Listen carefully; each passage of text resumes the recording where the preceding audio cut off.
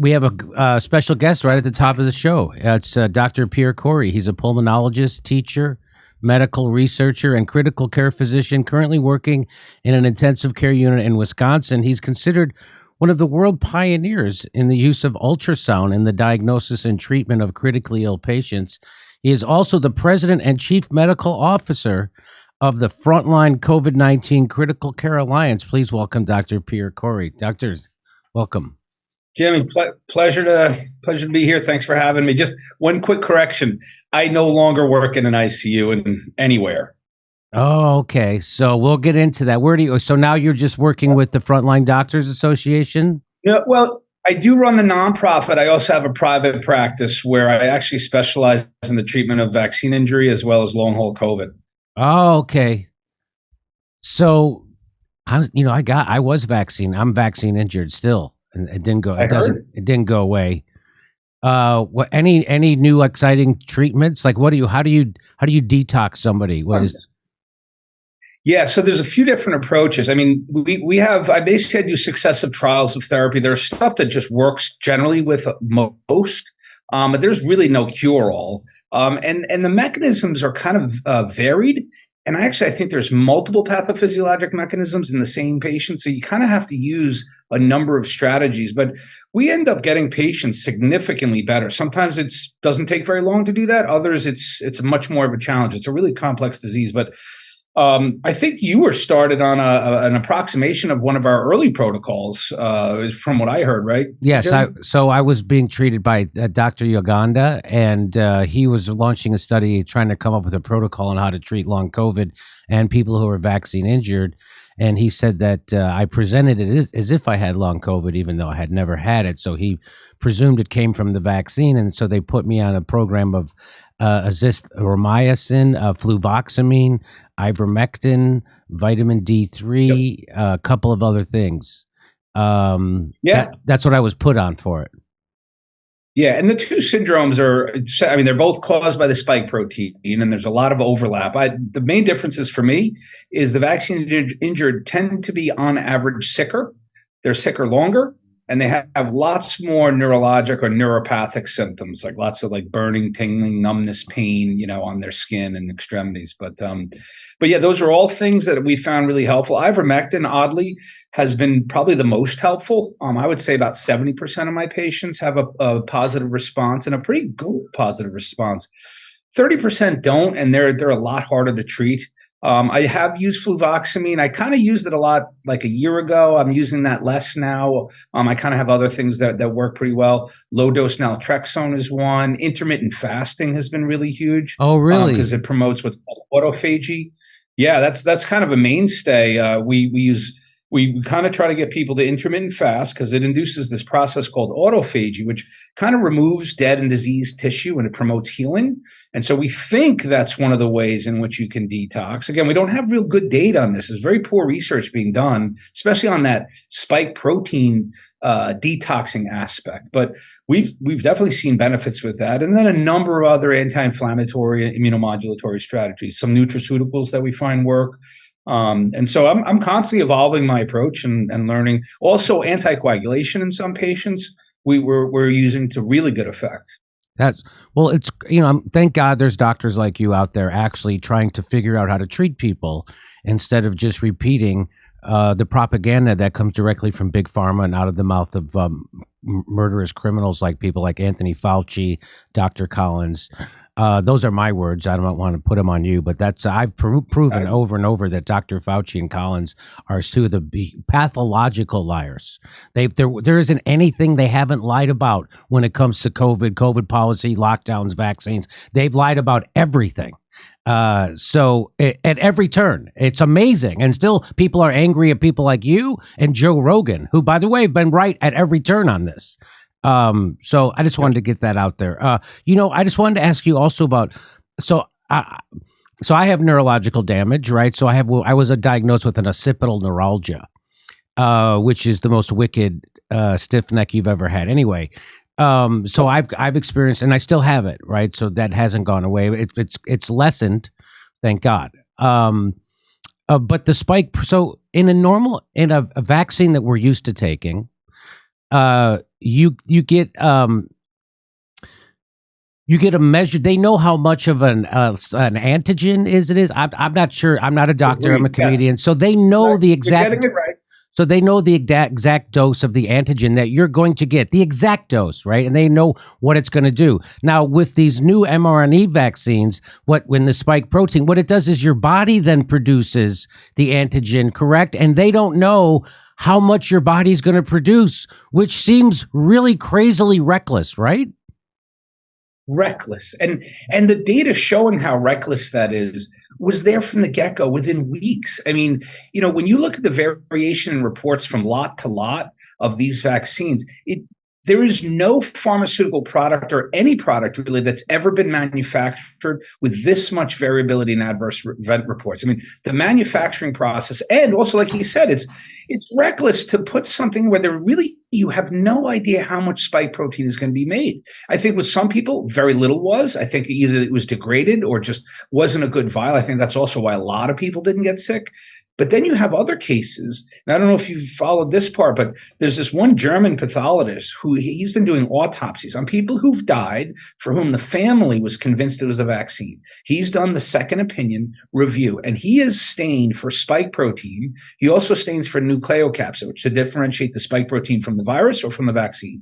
And in these dead patients after the vaccine, in some of them, there is spike protein disseminated in all of the tissues, the brain, the kidney, the heart, the aorta, the walls of the vessels, even in the testes, obliterating the sperm-forming cells in the testes.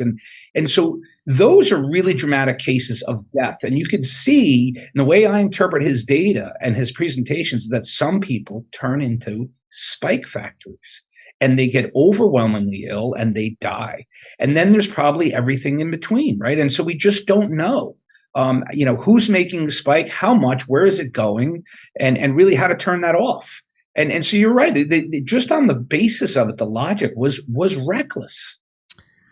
And do you think, just before we get into the latest revelation, do you think that people will ever wake up to this? Because, there's that old saying, it's easier to fool a man than convince them that they've been fooled. And what I've been telling people for the last couple of months anyway, that you've been lied to about COVID policy from start to finish at a level your mind can't really even comprehend. Like they can't. I think their minds would shut down if they really were able to absorb the accurate information about all the lies that they were told. Do you think, I don't see people waking up to it. Still, the United States just a couple weeks ago wouldn't let a tennis player come into the country because he wasn't vaccinated. They're still doing this stuff like this. You still have colleges demanding that students get the bivalent booster. Again, we know this is nuts. We know this is crazy, right? Because this isn't this is a disease, as Bill Gates, after he cashed in his stock. Now Bill Gates said he cashed in his stock in the Pfizer vaccine, and now he's saying that COVID has a very low death rate. It affects mostly the elderly and those with comorbidities, kind of like the flu, but a little different than that. So now he's admitting that it wasn't as deadly as they all scared us into believing, and that the average death rate is 82 years old from this thing, 99 point something survivability. And so do you think that they created a scare? Two questions. Do you think they created a scare and made it scarier than it actually was? Because that's what it looks like to me. And B, do you think people will ever wake up to the fact that they've been lied to on this scale? I think the initial fear was valid. Meaning, and when I say initial, early on, we really didn't know what was going on. And certainly the information that we were getting was distorted, right? It was all like battle scenes of ICUs filling and people on ventilators. So I get that.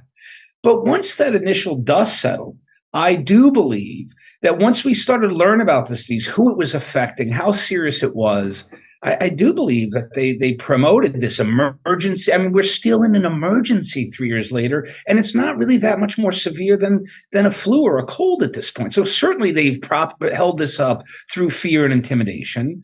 And then your other question, it's almost like that'd be a question I have for you, Jimmy. But here's what I believe. I know my own transformation and what I've learned about society and what I've learned about public health and the corruption, a lot of things that you talk about, and this overwhelming unmitigated influence of the pharmaceutical industry. And I've now studied the history of that. So I would consider myself a student I had to really learn that in COVID. And I think, although I learned a ton, I'm not alone. I think there's a significant amount of people who have woken up. Your question is like, when will everyone wake up? That I don't know. I still see the stuff that you're talking about. I mean, I just saw a patient last week who wanted to see an endocrinologist, and she's a 19-year-old girl, and the endocrinologist wouldn't see her until she's up to date on her vaccine. So I still see these absurdities, right? And I still see the persistent effects of this insane amount of propaganda and censorship over the last few years. People have been deprived of good, solid, accurate information, good, solid science. It's been all manipulated. And I think we're still in the kind of aftermath of that. But I don't think, I think it fooled a lot of people at first. But Jimmy, I think through your work and a lot of other people that I talk to, I mean, a lot of us have recognized and called this out. And I think people are awake and listening. And I hope those numbers increase. But I have to remind people of the YouTube science that ivermectin does not treat COVID, no matter what the science papers say, no matter what the doctors who are actually treating the patients say, no matter what India says, no matter what they say in any other country that use, or Africa, no matter what they say, no matter what you read, ivermectin does not treat COVID. Okay, so that's what we're here to let you know for sure. And why, it's cost pennies. How could it possibly treat COVID? It only costs a couple of pennies per dose. It made people go blind. Yeah, and it'll clog up the ICUs with gunshot victims not being able to get. So please, you got me, Jimmy, there. I'm sorry. You remember the rash of gunshot victims standing in lines in winter coats in August in Oklahoma, waiting to get treated at an ICU that was clogged up. All right. I mean, that's one of that's one part of a chapter in my book. I'm writing a book called The War on Ivermectin, and it details just the insane propaganda and censorship around ivermectin and the damage that caused. But that to me was the pinnacle of absurdity, that people left in line waiting while, gunshot victims left waiting in line while ivermectin overdoses fill the ER. And then they show a picture, right, which is people wearing winter coats and masks outside. And it's a hospital in Oklahoma in late summer. In August. And by the way, who stands in line with a gunshot wound? There's no room no room at the end. No room. When you're talking about people waking up, like the people have an extreme interest in not looking at that. It's everybody. It's like the credentialed class, and not necessarily a doctor. It's just anybody has a degree, or like, I'm a real journalist. Almost the entire, the death of expertise, as they're always complaining about. The experts had a rough year. That's the solidarity of that. Hey, we all have these degrees. If one of them's lying, that calls into question my degree, which isn't even in medicine. Some crap that I owe a lot of money for the degree. There's a lot riding on this. That's another saying is that people will forgive you. Easier for people to forgive you when you're wrong than it is for people to forgive you when you're right. And so I've experienced a lot of that. I'm still experiencing. I'm sure you are also.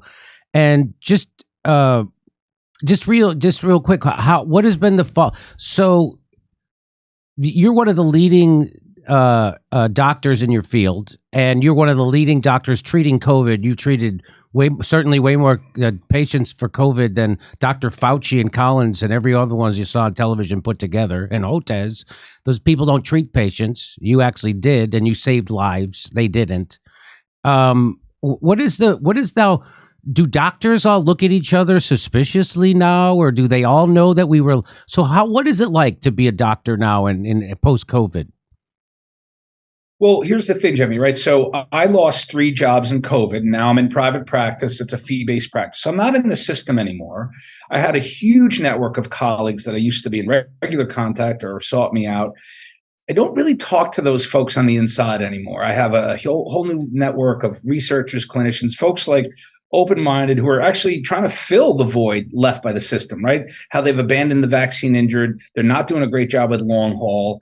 So I'm really interested in this kind of area. But the way I see it is, those experts who got so much wrong, it's because they kept their implicit faith and trust in the institutions of medicine. And those institutions have been documented as captured for decades. And I call out specifically the high impact medical journals.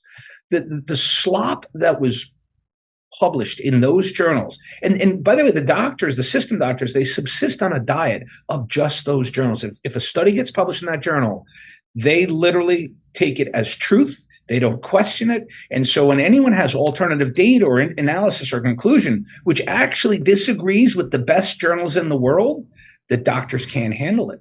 And so until they understand that they've been lied to, and I think a lot of doctors have, because they could see that the data, the safe and effective in pregnancy, right? Safe and effective for everyone. They are deluged with people who are injured. They know people have died from the vaccine, and they know that something's rotten, right? I think some of them see that the reality and what's in those journals and coming out of the mouths of the sociopaths running the agencies, that something's not right. And so, but I don't really know how much of that. A couple of colleagues have told me that he said that some of his colleagues, he says a growing number of doctors are getting angry. They're really sick of hearing from administration of their hospitals. They're really sick of hearing just this parroting of these policies that come out of the federal health agencies, which they know don't work very well. And so, I mean, I think there's a discontent, hopefully a growing number of discontent doctors who are figuring this out, that they misplaced their trust. And the other thing, Jim, as you probably know, is I'm also in a bubble or in a network and a world right now where the people that I meet are terrified of going to the doctor. They don't want to go to hospitals. They don't want to see their PCPs anymore, because when they do, they're being badgered to get the latest booster. And so how do you seek out care from someone whose most basic advice is not only illogical, but it departs from all of the data that we have? And so it's a really difficult situation. I don't know how they're going to fix it. Well, I just have to remind people that the vaccines are safe and effective, and they will keep you from getting seriously ill or hospitalized or death. And my heart swells with pride 4 times its size over the effectiveness of those vaccines. Certainly not from the vaccine. You just got to keep boosting. You just got to keep boosting. If you didn't get, I have boosters the for shots breakfast. went off. You got to boost them every year for the rest of your life. Every couple months for the rest of your life, you got to boost it up. I love them. I give them out for Halloween. So I just wanted to make sure people know that about the vaccine. So whatever was said earlier is not, don't listen to it. And don't take any medical advice from the show ever. Go to jimmydore.com to see my new stand-up special, COVID Lies Are Funny. For only $10, you get to become a premium member, too. And come see us do our live shows. We're going to be doing stand-up comedy in Milwaukee, Nashville, Honolulu, Los Angeles, Northampton, Massachusetts, Syracuse, New York, Cohoes, New York, Hartford, Connecticut, Baltimore, Maryland, and more. Go to jimmydore.com for a link for all those tickets.